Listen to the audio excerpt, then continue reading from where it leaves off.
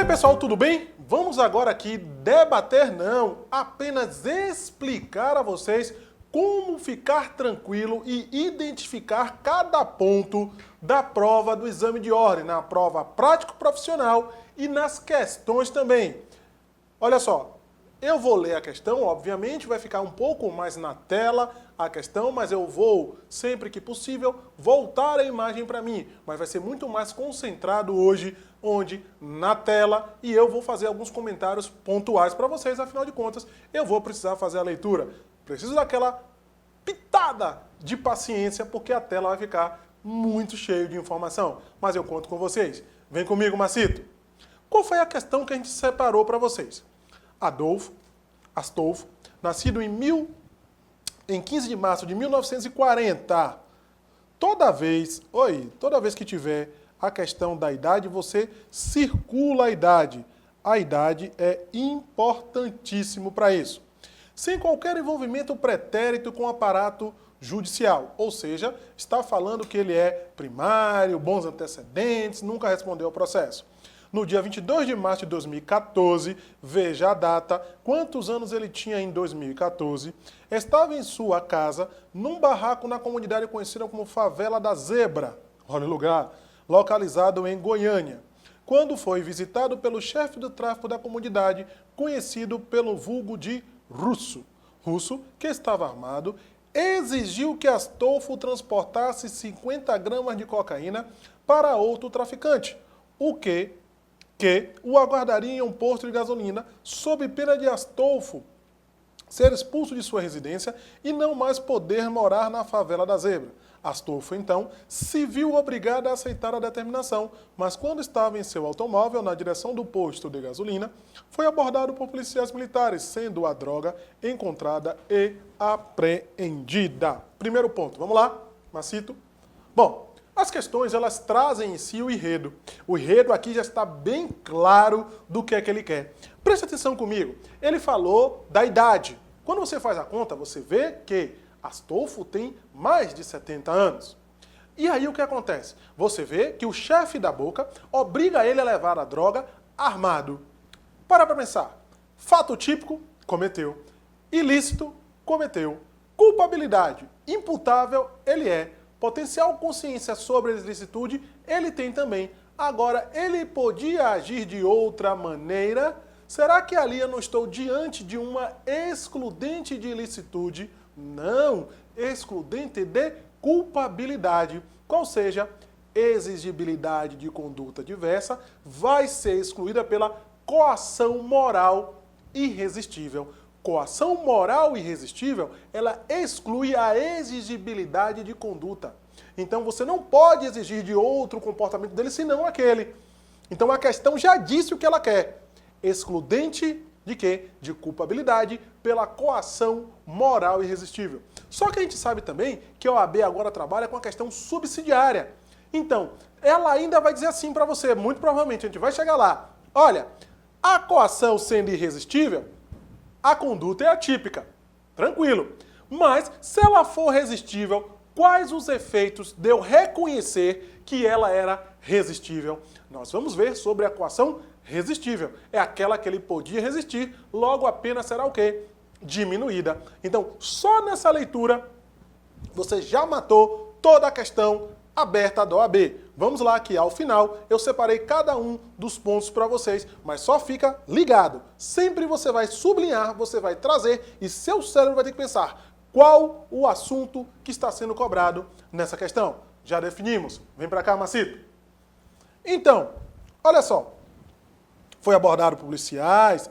Astolfo foi denunciado perante o juízo competente pela prática do crime previsto no caput do 33. Qual é? Tráfico de drogas. Em que pese tenha sido preso em flagrante, foi concedida liberdade provisória do agente, respondendo ele em processo de liberdade. Não é vedada mais a liberdade provisória. Durante a audiência de instrução e julgamento, após serem observadas todas as formalidades legais, não há nulidade. Os policiais militares responsáveis pela prisão em flagrante do réu confirmaram os fatos narrados na denúncia, além de destacarem que, de fato, o acusado apresentou a versão de que transportava as drogas por exigência de Russo, ou seja, confirmaram o que ele falou. Asseguraram que não conhecia o acusado antes das datas do fato, ou seja, não era traficante conhecido. Astolfo, em seu interrogatório, realizado como último ato da instituição criminal por requerimento expresso da defesa do réu, porque vocês sabem que o procedimento é diferente, vem para cá comigo.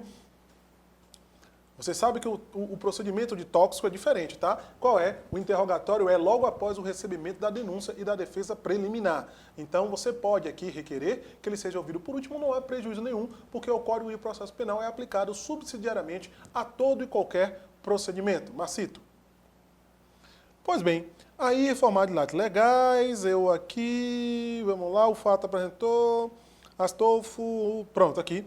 Também confirmou que fazia o transporte da droga, mas alegou que somente agiu dessa forma porque foi obrigado pelo chefe do tráfico local a adotar tal conduta. Ainda destacando que reside há mais de 50 anos na comunidade da Favela da Zebra e que, se fosse de lá expulso, não teria outro lugar para morar, pois sequer possui familiares e amigos fora do local. Diz que nunca respondeu a nenhum outro processo, apesar de ter sido indiciado nos autos de um inquérito pela suposta prática do crime de falsidade de documento particular. Vem para cá comigo. Então, claro está, a questão está muito clara. Coação moral irresistível. Ainda assim, se fosse uma coação moral resistível, você vai trabalhar com todos os elementos. Repara que ele falou do inquérito. Isso não é para ser valorado onde? Na aplicação da pena. E você vai ter que pedir isso. Tá? Então, repare também que nunca soube que ele traficou, que ele já tinha mais de 50 anos que morava. Então, todos esses fatores levam à inexigibilidade de conduta diversa. E ainda mais, as circunstâncias dele são todas o quê? Favoráveis, pena mínima. E ainda vai brincar com vocês em relação ao quê? Em relação à conversão da pena aplicada a quê? A restritiva de direito, por causa da vedação que não existe mais, e ainda o regime aberto.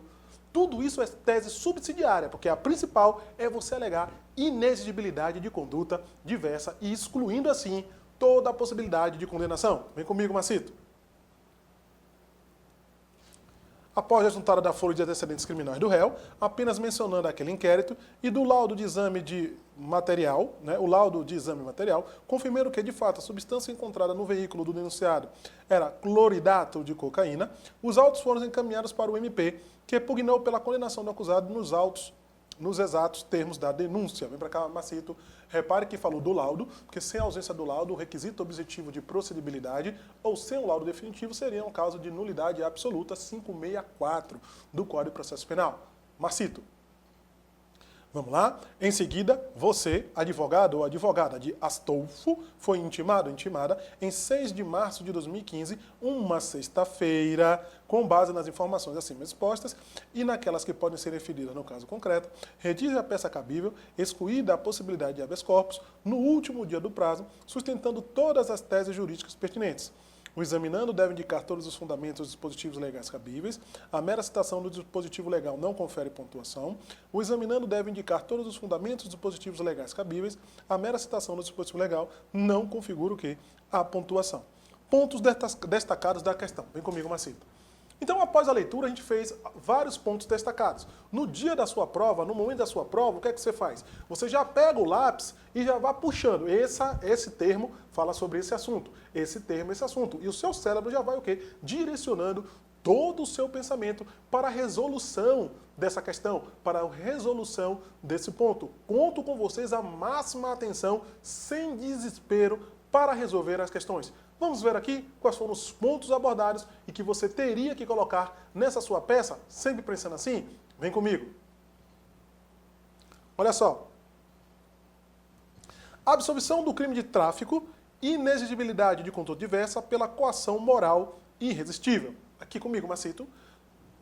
Óbvio, a coação moral irresistível exclui quem? A exigibilidade de conduta diversa. Logo exclui a culpabilidade, logo não teria. Mas a OAB não vai te dar de mão beijada isso. Repare que a configuração aqui ficou bem tranquilo. Quando diz que o cara ameaçou, quando ele só tinha X anos que morava lá na favela e que todos os parentes dele estavam lá, então ele não via outra maneira, ou seja, não havia outra maneira dele proceder. Inexigibilidade de conduta diversa. Vem comigo, Marcito. Questão da subsidiária. A aplicação da pena base no mínimo legal pelas circunstâncias favoráveis. Vem comigo. Toda vez que você tiver uma questão que fala de aplicação de pena e ele colocar que houve um inquérito, não tem nada a ver, houve processo em curso, para com isso, ele já está dizendo que ele tem as circunstâncias favoráveis. Além do mais, repare, os policiais falaram o quê? Que nunca ouviram ele se meter em confusão nenhuma e nos antecedentes dele só tinha o quê? Aquela passagem por falsidade de documento particular. Conto com vocês para estar atento a esses detalhes. Macito. Reconhecimento das atenuantes. Sim, olha, quando ele confessou, e é a questão da idade, é bem tranquilo, é um atenuante. Não tem o que discutir. Confessou, ele não negou que praticou. É porque assim, ó, fica claro, ó, fato típico, ilícito, só não é culpável. Tá? Por causa da coação moral irresistível. Então, confessou e a idade são as atenuantes a serem aplicadas. Vem, Macito. Regime de aplicação da causa de diminuição de pena do artigo 33, parágrafo 4º, tráfico privilegiado, coação moral resistível. Vem comigo. Por que eu fiz esse destaque? Porque ao ser condenado na tese subsidiária, a coação tinha que ter sido classificada como resistível. Sendo ela como resistível, o que é que acontece? Aí ele será condenado. Mas, repare que ali na questão está dizendo que ele nunca se nunca se ateve à atividade o quê? Criminosa. Que ele sempre foi o que? Uma pessoa tranquila, que não há antecedentes. Logo, sim, fica de forma clara e objetiva, até porque você percebe pela questão toda a formatação que ele quer que você coloque o tráfico com a causa de diminuição de pena. De novo, ele não foi preso outras vezes por causa do tráfico de drogas, nem outro crime. Logo, ele não se dedica à atividade criminal. Por isso que é o pedido da redução baseado na coação moral resistível. Vem comigo, Macito. A aplicação do regime aberto de cumprimento de pena na quantidade de pena, vem comigo, porque você pede a redução máxima, não há problema nenhum você pedir a redução máxima para o melhor regime possível, que é o regime aberto. E ainda, para finalizar, vem comigo, Macito, substituição da pena privativa de liberdade por restritiva de direito. Não é mais proibido. Vem para cá, Macito. Olha só, não é mais proibido a conversão no crime de tráfico de drogas de quê? Das penas privativas de liberdade em restritiva de direito. Porque lá está expresso no artigo 44, que você viu comigo aqui, que o quê? Que o crime sem violência ou grave ameaça. Tráfico de drogas, a gente não tem violência ou grave ameaça. É um dos maiores erros possíveis praticados nesse sentido. Não há a mínima possibilidade de ser praticado com violência ou grave ameaça. Pode haver um concurso com crimes com violência ou grave ameaça, mas o tráfico de drogas por si só, na sua elementar, não tem a previsão de violência. Tranquilos até aí? Vem comigo aqui. Tá? São esses pontos a serem abordados para que você não erre a sua questão da segunda fase do exame de ordem. Vem comigo. Brasil Jurídico, mais uma vez para vocês, só analisando as questões e indicando a vocês os pontos a serem abordados. E detalhe, a gente indica desde a leitura, para que você consiga visualizar ou ver a questão com outros olhos. Vamos já, vamos ali e voltamos. E vamos agora resolver para vocês 4 questões importantes para você sentir também como é que se resolve as questões aqui da segunda fase do exame de ordem. Brasil Jurídico, o ensino em alta performance.